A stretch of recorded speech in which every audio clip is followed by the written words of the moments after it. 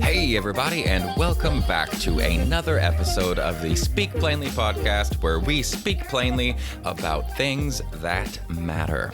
I'm your host, Owl Medicine, and today's topic that matters is going to be really fun. We're actually going to be talking about two phenomenon that most people are familiar with, probably one more than the other, and we're going to look at them kind of end to end and see what consequences occur as a result of one of these phenomenon feeding directly into the next one. All right. So the first phenomenon that we're going to talk about is the new car phenomenon. And a little bit later, we're going to talk about the Stockholm syndrome. And then we're going to put these two pieces together to explain how conditioning happens. So this is going to be fun. Try to stick with me. And by the end of it, you're going to be going, what? Because that's what I did when I stuck these two end to end and realized really with accuracy and great detail how exactly we get the stories in our head that we carry with us from childhood on. So here we go. All right, the new car phenomenon. Most people are pretty aware of the new car phenomenon. If you're not, it's basically you decide that you're going to go get a new car because your 98 Corolla finally died, or you just got sick of it. And so you decide to look around and you want a car that you don't really see all that much of. So you buy a red smart car. The kind of car really doesn't matter, because as soon as you buy that car, guess what? They're everywhere, right? They're freaking everywhere. And it's not like the whole world went out and bought red smart cars on the same day that you did. That doesn't make any sense. What's happened is now that you have one, it's important to you, and you start seeing it everywhere. You start seeing evidence of that all around you in the environment. So that's the new car phenomenon. What drives the new car phenomenon, though? Because that's just the name that we know for an actual biological system that's functioning in the brain. That biological system is called the reticular activating system. And the reticular activating system is so effing cool. The reticular activating system's entire job is to filter out the red smart cars when we don't own one. The whole job is to filter out the 99% of things that are happening around us in our environment all the time that don't matter to us at all. That's a really good thing, because if we did notice all of those things, we would freak out, shut down, our brains would be totally overwhelmed, and we would be screwed. So it's a great thing that we have this reticular activating system, or I'm going to call it the RAS for short. So the RAS's job, like I said, is to filter out things in the environment. But it doesn't filter everything, right? Like, there's clearly things that we pay attention to, whether we are consciously paying attention to them or not. So these things that we subconsciously pay attention for, that's the real key for the RAS. We subconsciously pay attention for our name. We subconsciously are always scanning for our name in case somebody is talking to us, needs to get our attention for one reason or another. I'm sure you've had this experience where you're not paying any attention at all and somebody hollers your name and you turn your head. We all know that. That's the reticular activating system at work. Another thing that the RAS makes sure to not filter out is if our partner wants to have sex.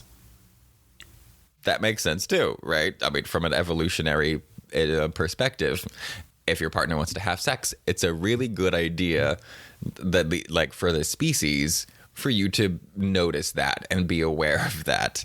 And I'm sure you probably have noticed this. You're sitting at home and your boo sticks out, like is wandering around the house and sticks their booty out just right or something, you know, and you're like, oh, and it catches your attention.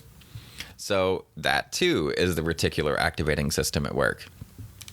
That's also another important thing. But those two are very specific important things. The last thing that the reticular activating system lets through is categorized as things that are important to you. So clearly, the reticular activating system only lets in things that are really important no matter what the context is. Things that are important enough for your subconscious to be constantly aware of them. And when they show up in your environment, that your RAS then picks up on the fact that it's in the environment and brings that to your awareness. So the things that are important to you, it's kind of vague, but anything that is important to you is probably important to you because you've heard it over and over and over again. And even if you hadn't heard it over and over and over again, you probably have said it over and over and over again. And the things that are important to us are really about ourselves. So our self-talk is a really important thing for us because our self-talk reflects how we feel about ourselves, the way we view ourselves in the world. So if your self-talk is constantly negative, then that's important to you. It's important to you that you see yourself as a piece of shit, or you see yourself as always wrong, or you see yourself as the person that everything goes wrong for. If that is an important piece of who you are, guess what the reticular activating system is going to be scanning for all the damn time. So that's the reticular activating system, and that's what gives rise to the new car phenomenon. All right, part 1 down. Are you still with me? I hope that wasn't too weird. The next one. Now we're going to talk about Stockholm Syndrome. Now, pretty much everybody knows about Stockholm Syndrome because it's really weird. It's a weird psychological phenomenon that is hard to explain on a surface level because on surface level, it don't make no damn sense. It doesn't make any sense that people... Originally, the Stockholm Syndrome was because there was a bank robbery in Stockholm. People were taken hostage, and the people who were taken hostage then refused to testify against their captors. And so they called it the Stockholm Syndrome. And it's been well documented as a phenomenon, people being locked in basements and kept away for years and years, and then they refuse to testify against their captors. So what exactly is Stockholm Syndrome and what's going on? Well, Stockholm Syndrome only happens in a captor-captee type of situation, right? And at least the captee has to be aware that they are captive, because on the superficial level, it doesn't make any sense that a dangerous captor would somehow get the love and favor of the person that they are keeping against their will. But on a deeper level, it begins to make sense when you think about the fact that a captive person, by definition of being captive, means that they cannot escape. So when you face danger, when I face danger, any of us, our bodies go into fight, flight, freeze, fawn. But our primary directives are to either fight the danger or to escape the danger. And if you can't fight the danger because you're held captive and you will lose, or you assume that you will lose because there is such a power differential in one way or another that is expressed in the dynamic of that captor-captee relationship, or if you can't run away because you are captive, then what are you going to do? You can't fight, you can't flight, and you're already kind of frozen, stuck there. So what are you going to do? Well, what's the safest dynamic that a person can have with their captor? If you got picked up stolen away, locked in a basement, and kept there for 15 years, at some point, maybe a few years in, maybe a few weeks in, you start to recognize, at least subconsciously, that you can't escape, you can't fight. So the safest thing that you can do, since you're just stuck there with them anyway, is to make your captor happy. Because he is your god. He controls everything. So really the best thing that you can do, since you can't fight him and you can't escape him, is to just make him happy. So what's the easiest way to keep a captor happy? Agree with them constantly. Take their world as your world. Take their opinions as your opinions. Become so attuned to their wants and desires and needs and their motivations that you can assume the same motivations, wants, desires, and needs. Because if your needs are aligned with theirs, then they're going to be as happy as they can possibly be, and they're basically your god. So that actually makes sense, right? So when you break it down and look at what's happening in the situation and how a person would must respond, Stockholm Syndrome begins to make a lot of sense. Okay, well, now we've covered the new car phenomenon via the RAS, or reticular activating system, and now we've covered the Stockholm Syndrome. But how in the world do these two things mesh? Well, the first thing that you have to admit is, whether you like it or not, all children are captive to their parents. All of them. So every child in the world is set up for the first 18 years of their life or less to... they're set up in a situation where Stockholm Syndrome could easily happen, because they are actually captive. Now, it's a good thing that they're captive, because without your parents, you would die. You wouldn't be able to, especially at a young age, you wouldn't be able to get your own food and protect yourself, or young enough, you wouldn't even be able to regulate your own body temperature, and you would just die. So it's a good thing that we're captive to our parents. And that's great and wonderful, because however messed up your parents may have been, you probably would have been worse off if you didn't have any. You'd probably be dead. So that's a thing. And I know it makes people uncomfortable, but that's the reality. Every single child in the United States, including you, was captive to people at some point in time.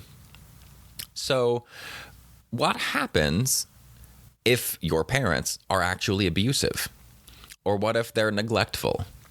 Or what if they're just kind of chaotic and don't meet all of your needs consistently? Well, unmet needs as a child is physically unsafe, because you don't really have any needs besides survival needs. And if you don't get those survival needs met, you feel like you're going to die, because you don't know any better, because you're a child. So that feeling gets ingrained into your body. It gets programmed into your body when you have unmet needs. But if your captor holds a certain set of values, then you're going to hold that certain set of values, right? And as kids, that makes perfect sense. That lines up. If you're raised in a Christian family, you're probably going to be Christian. If you're raised in a Muslim family or an atheist family, at least until you're old enough to rebel, you're going to go along with the things that they tell you, because you don't know any better. So you're going to go along with them. You're absolutely doing the thing that the Stockholm Syndrome people do, which is to essentially assimilate all of the beliefs and perspectives of the world and of yourself from your captor. So this means if you're told you're too emotional, you're too loud, you're too this, you're too that, guess what you're going to believe? You don't have a choice to say no.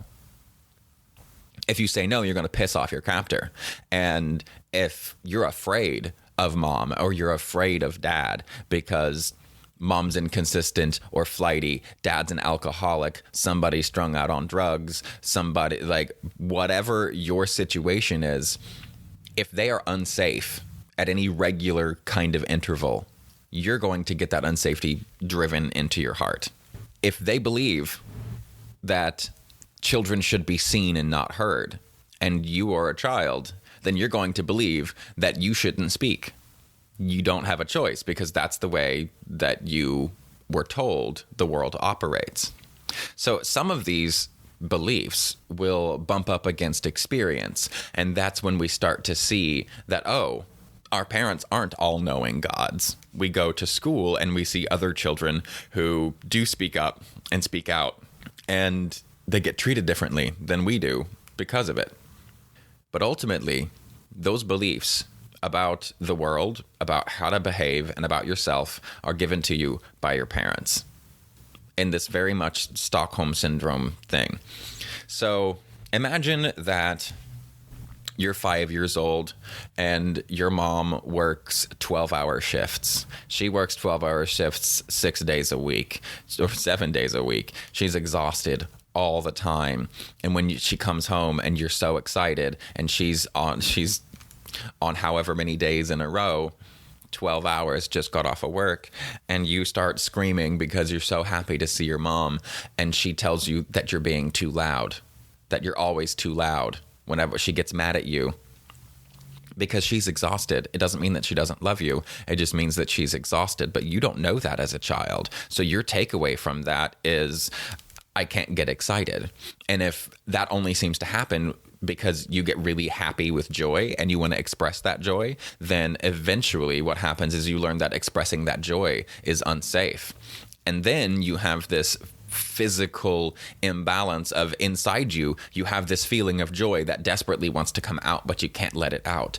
And over time, not letting it out eventually tells you that you can't let it out. And if you can't let it out, then what's the point in even feeling it? So then you learn to suppress joy, because you expressing joy has consequences that are painful to you, that are literally making you feel unsafe.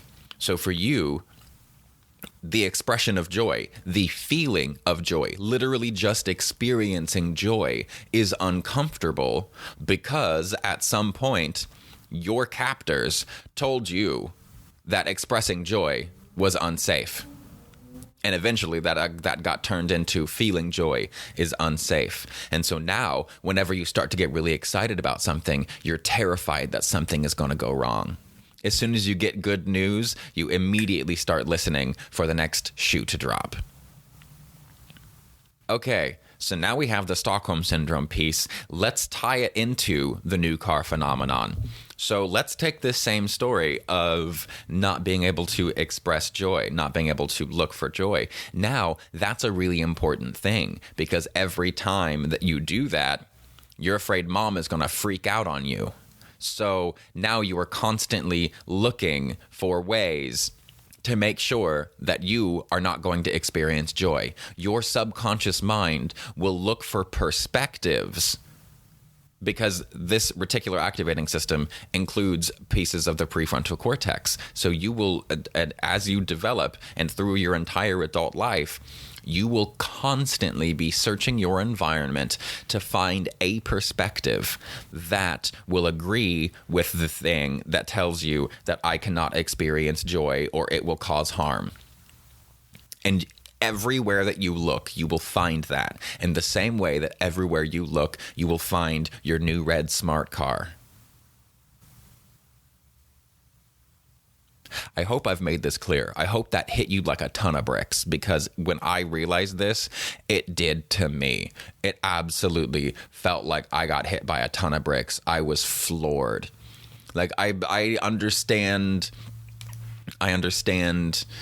conditioning and psychological complexes. I got it. I have for a long time. I knew what complexes were when I was a kid, because I recognized that they were real in my life, that I was told things so many times that I just believed that they were true. But having it laid out so plainly in well-known, well-documented phenomenon is immensely powerful. I think it is immensely powerful, because do you know what this means? Like, this podcast is all about things that matter. I want to talk about things that matter. The new car phenomenon doesn't really matter. The Stockholm syndrome doesn't really matter unless you buy a new car or you are held captive, and really not a big deal. But these two principles, these two systems, these two phenomenon, when placed end to end, when you recognize that all children are captors, which means they're in the exact situation that they need to be to experience Stockholm syndrome, if you then add an abusive parent to that, you are absolutely going to wind up with these complexes that are just you regurgitating about yourself the same things that your parents said about you, and that your teachers said about you, that your exes said about you, because these things, when they hurt us, they become important. And then we constantly Rolodex the same crap about ourselves over and over and over again, making it important and keeping its importance very, very front and center to our reticular activating system, who is then searching constantly in real time our environment for perspectives that will confirm our bias, right? This is confirmation bias. The reticular activating system is confirmation bias. When you tie these two together, Stockholm syndrome to the reticular activating system and this new car phenomenon, what it really means, why it matters, is that you didn't have a choice. And all of the years of you believing terrible things about yourself aren't your fault. And when I say that to people, the first thing that they think is, but I have evidence. Yes, you do. You do. You have 10, 20, 30, 40, 50, 60, 80 fucking years of evidence. And guess where that evidence came from? The reticular activating system, that new car phenomenon. It wasn't real evidence. All it was assumptions about an event in the environment based on your past experiences and the things that were important to you. Avoiding pain is important. Seeking pleasure is important. Those are kind of the two fundamental drives of the human species, of really any living thing. Seek pleasure, avoid pain. So the things that you seek, the way that you seek pleasure, the way that you pursue pleasure is important to you, and you will constantly look for that in the environment. But the things that cause you pain, you will constantly be looking for in order to avoid that pain again. So any horrible experience that you have that then plays over and over and over again in your head, the reason it's playing over and over and over again in your head is to prevent you from doing it again. You want to make sure that you're not going to repeat that. So your reticular activating system is constantly searching for the environment to look for situations that remind you of the past situations that caused you pain. And one thing that we know about science now, and specifically like particle physics and all that, is you will find what you're looking for. Period. You're going to find it. The new car phenomenon shows it. If you don't believe me, go outside. Every time you're outside, look for heart-shaped things in nature. Just look for heart-shaped things in nature. You'll start looking for them. You'll start seeing them. Look for heart-shaped rocks, clouds, whatever. You can just look for rocks. And if you look for heart-shaped rocks in nature, you're going to start finding heart-shaped everything. Trees and flowers and clouds and buildings and people and just perspectives of things that aren't heart-shaped that make it look kind of heart-shaped from your angle. Because now heart-shaped things are important to you, so your reticular activating system is looking for them and has found them and says, hey, look, this is important to you. And now you found it. And you can go, oh, isn't that sweet? Super cute, but also super useful, because that proves you can train your reticular activating system. Yeah, you can train it. You can train it to look for things other than, I'm a piece of shit. Everything goes wrong. Why does everything that goes wrong start with me?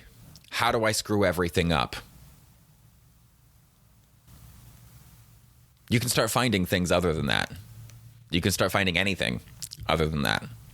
So the trick to this is if you want to start finding things other than your negative self-talk in the world, you can look for heart-shaped rocks and you can find heart-shaped things, but that really doesn't have any consequences on your mental health other than the momentary, like, oh, that's pleasant. But you can choose to change your narrative about yourself. You can't lie to yourself. You're too smart for that. Your brain's too smart for that. You're just going to reject it entirely because you're going to find evidence everywhere because you have years of evidence pointing to the opposite. Like, I believed I was too much. And then I tried, because I truly believe in my heart that every single person on this planet deserves to exist just because that they exist. And that everybody is perfect the way they are in their own imperfect way. But I can't use that. That doesn't work for me. I tried the whole I'm fine just the way I am. And that's bullshit. I don't believe that. I know I don't believe that, so it didn't work. So then I had to change that. I was like, all right, let me step back a ways from that to I'm a lot. That I believe. But that isn't a judgment.